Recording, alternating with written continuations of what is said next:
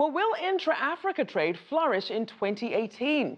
Nii Akuetteh, the Executive Director of the African Immigrant Caucus, is in his studio to discuss the outlook. Welcome back to the show. Thanks so much for having me back. You're very welcome. Now, let's set the scene here. We know that trade within Africa is more expensive than in any other region. What do you see as the biggest barriers to intra-continent trade? I think borders and the fact that you have so many African countries on the continent, 54 of them, it's a colonial legacy. Now, I hesitate to point the finger because we've been out of colonialism for more than half a century, but it takes time to overcome these. And I think the Africans are trying, but they are the first to say we have to do more. One of the earlier predecessors said, where everyone has walked, we must run. So they are in a hurry to do that, but they have ties to different European countries and systems and languages, and that creates some of the extra barriers. And one approach they are using is the regional economic integration.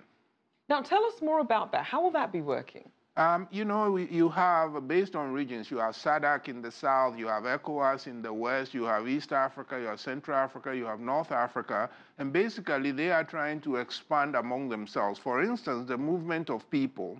I, as someone who was born in an ECOWAS country, anyone carry an ECOWAS passport does not need a visa to go, say, from Nigeria to Senegal and all that. And the various regions are doing that, and I think eventually they will collapse it so that you are from one African country, you can go to any other African country. That hasn't happened yet. They are pushing. So a lot of they are also pushing to integrate the regional markets and then bring them together. They've had meetings in Cairo about that. So both on the movement of people and then the movement of goods, they are working at it regionally, and they integrate the regions into one big continental market.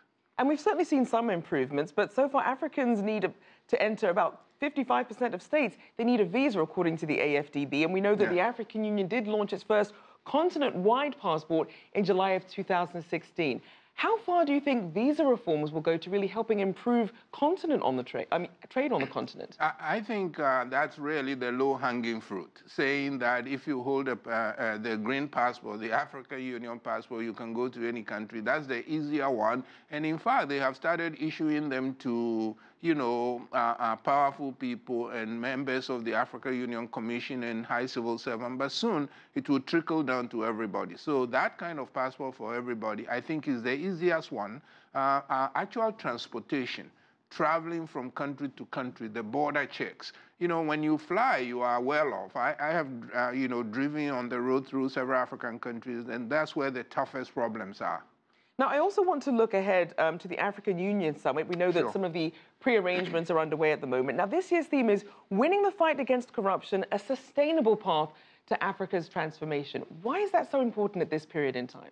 Because on the one hand, Africa is a richly endowed continent. It has so many natural resources you don't find elsewhere. But at the same time, the average African is the poorest person in terms of living standards. So given that there is such poverty, and African governments are pretty poor too, so they depend on aid. So when you have that, and there is corruption, which means some elites are siphoning off money into private pockets. Every dollar stolen that way is dollar that is not spent on transportation or schools or hospitals. So it is a big problem. It also gives Africa a huge image problem globally.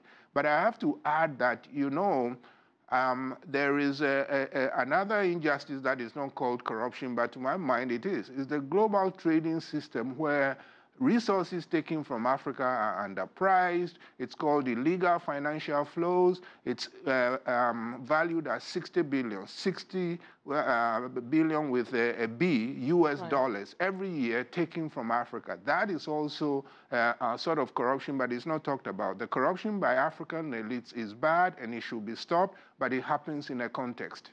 Well, thank you so much for highlighting that and for your insights as always. Nii Akuetteh, Executive Director of the African Immigrant Caucus. Thank you.